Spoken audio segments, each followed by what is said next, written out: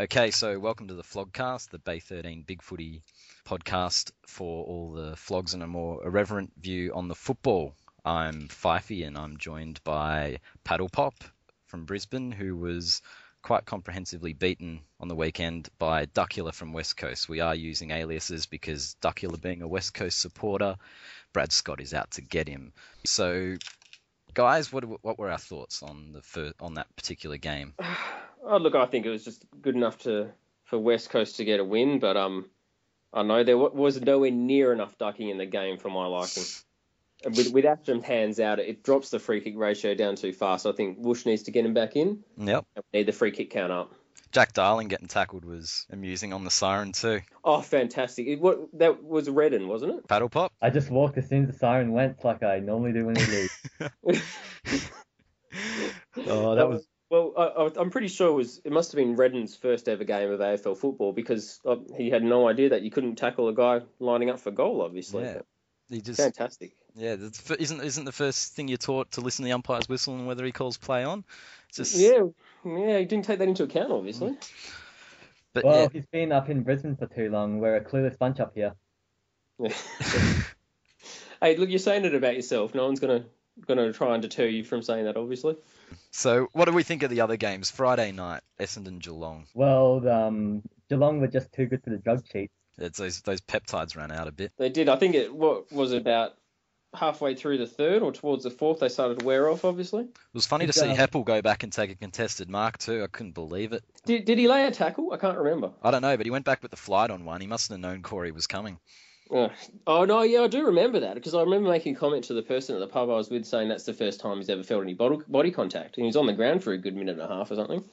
No, it was a great game, though. Awesome game to watch. For all their drug cheating and everything, Essendon do play a decent brand of football. Anyway, the next game was, Richmond Port, which was, happy with that win, getting a win over the Power and the Bay Covers. Shocking to watch because the Saturday afternoon team wouldn't leave Koshy alone, which was unfortunate. Pretty standard 7-goal win after a flying start. What was the crowd like? Because I know when they played the Eagles over there, it was like the biggest crowd that they'd had in 2 years or something. Was it still up there for Port for the Richmond game, or have they all jumped off now that they've dropped a game?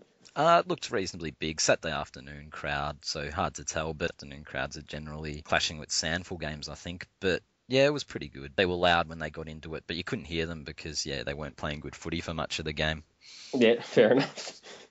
And the important question, the Bay Cup is still in effect? Boy make the trip up. Didn't see him, but as we've discussed, has been mentioned on the Bay, there is no KFC within walking distance. As Duckula mentioned, the Bay Covers were out in force, just the two, but they're still there, and long may they survive. Let's hope so, because it's a source of a lot of material, let's be honest. Yeah. Okay, so we've had a look at Brisbane West Coast, and then there was the Bulldogs North. Well, what an epic rivalry that is. Oh, yeah. Do you know what it makes me think of? Do you guys remember those videos called bumfights? That's the first thing that springs to mind whenever I think of North Melbourne Western Bulldogs. It's just, I don't know why, but I think it's maybe... No, that's a pretty apt analogy, I'd reckon.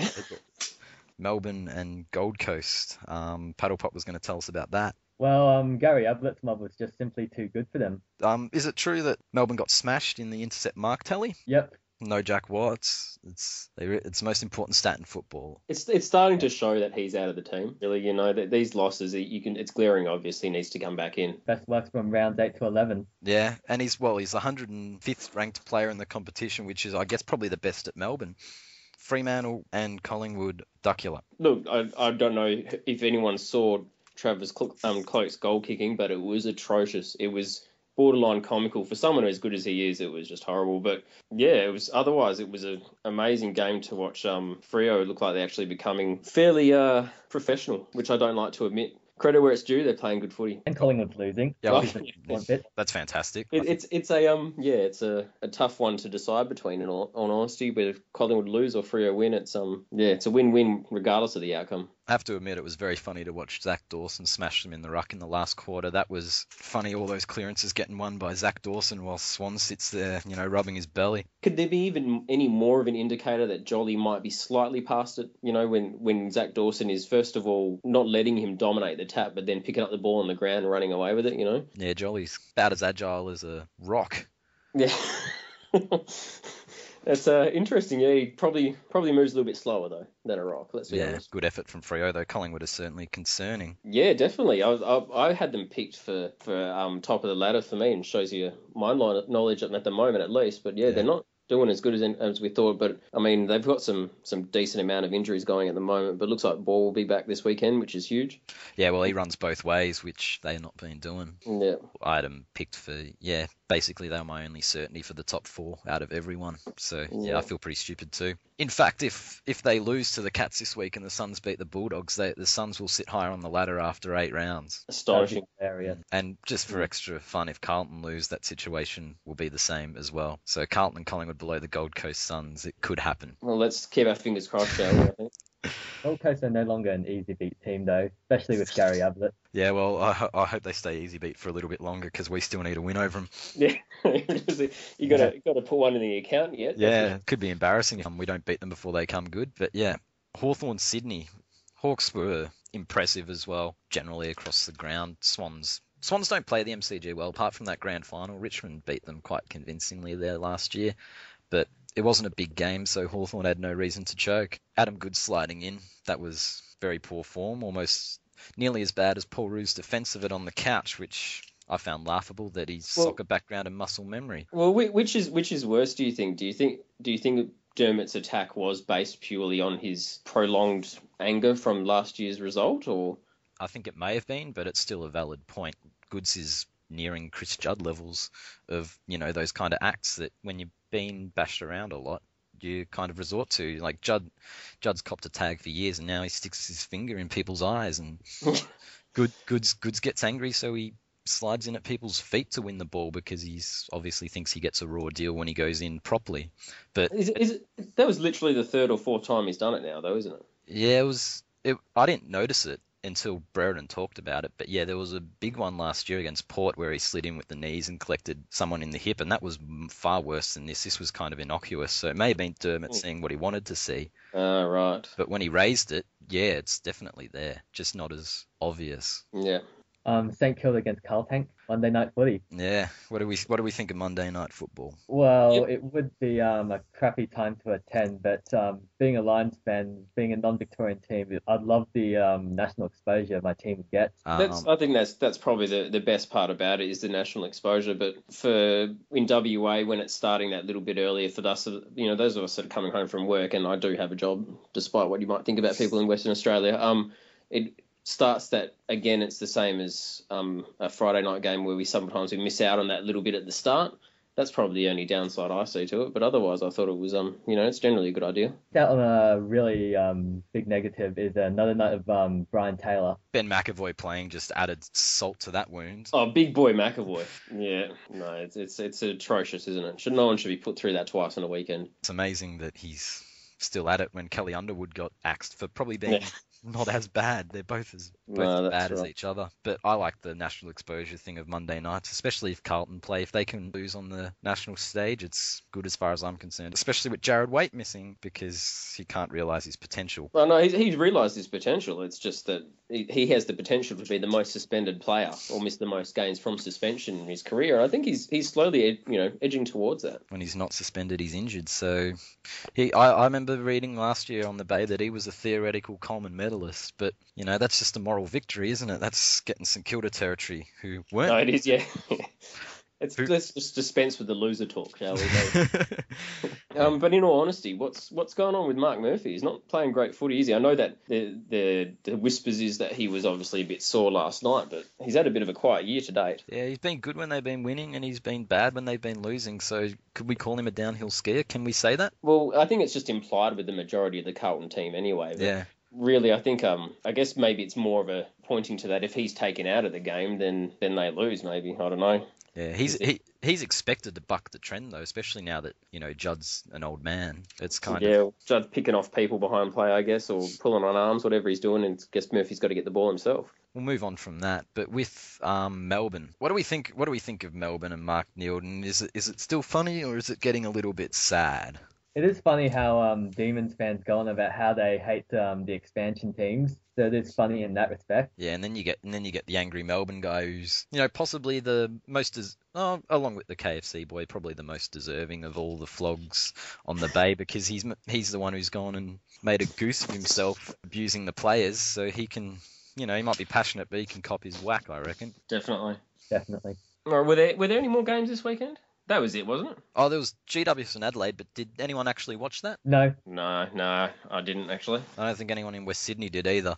Although that did produce 10 goals for Tom Lynch. So who would be the biggest spuds who have kicked 10 goals? Or that's like Luke McGuan kicking 10 goals, or Didn't David Hale's done it before, hasn't he kicked 7, I think. There's a Daniel list. Merritt kicked 5 in the quarter, if I recall correctly, against GWS. That's just amazing that a bloke can kick 10 goals in a game. The list of current players is, I think, something like Milne, Franklin, Kennedy, Revolt, and Jonathan Brown, and now Tom Lynch. No, he's part of the elite. Yeah, well, you'd think so. Like, I'm surprised the Crow supporters aren't hanging on that. He's technically a better goal kicker than Tex Walker. At the moment he is, that's for sure. Yeah, but yeah, as I said, that's like Luke McGuan kicking a bag. Like, who else, just when you think about it, who else could kick a bag against GWS? I reckon if Collingwood played Maxwell forward, he might kick 6 or 7. I think if Maxwell went forward, he'd want to hope that there wasn't obviously an opponent there, because he would struggle, not being the third man up, obviously. Oh, but he'd love it because he knows where all the vacant patches of grass are. Yeah, he could find space. He finds space quite well because that's all he does. But yeah, I could see a lot of players dining out on GWS this year. Like Kyle Reamer's kicked 8 against the Gold Coast in their first year. He dominated. Well, how about Silvani from Freo? He's due to kick a bag. Oh, if he can kick straight. Yeah.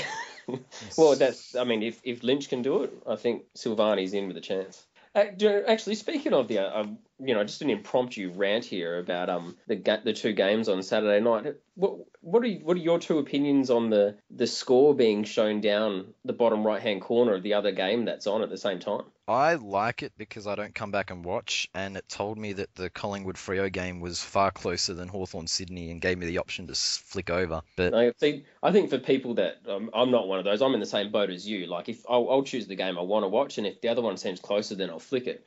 But I mean, for people that bother to purchase IQ and want to watch all the games, it's a little bit of a smack in the face. Yeah, it should be red buttoned. Like, I know I saw it on 360.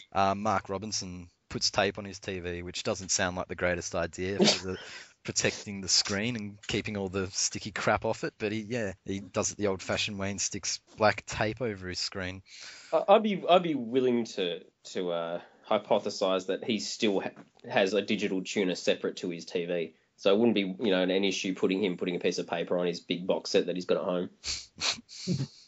That's entirely possible. I'm surprised he doesn't watch it at the pub. But yeah, back to the fans in the crowd, what do we think of the St Kilda Pope? Personally? Yeah.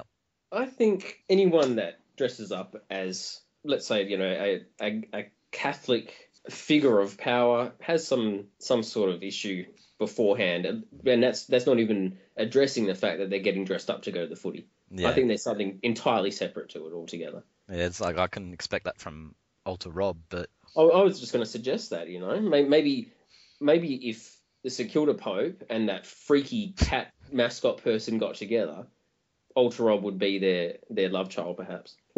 Yeah, I think that. Look, I think it's good for people like us to have a laugh. Yep. And get some sort of take out of it from the game, but it's the whole Seinfeld face painter thing all over again. It's just taken it a little bit too far for me, I think. But, in the scheme of things, I think the St Kilda Pope is somewhere above that crazy cat person, but still below the KFC boy, who doesn't get dressed up or anything. He's just become an icon without. Have you seen his most recent one? He's dressed in the full tiger suit. No, I haven't seen that at all, actually. Yeah, get on the thread. It's from the Geelong game, dressed in a full tiger suit. KFC boy has to be trolling. So he has to know that. Yeah, he knows now. He knows the cameras are going to follow him, so he's getting himself nice and exposed, and he's trolling us. Well done. Good on the young fella. Well done. He's turned a epic thread back on everyone, so that's. Yeah, kudos to him. Indeed. Speaking of trolling, Brad Scott going into not flying over with the North Melbourne team on Brad Scott Avatar Week. Is he trolling the West Coast supporters? Yeah, I think it's interesting. What's going on there? I think he's look.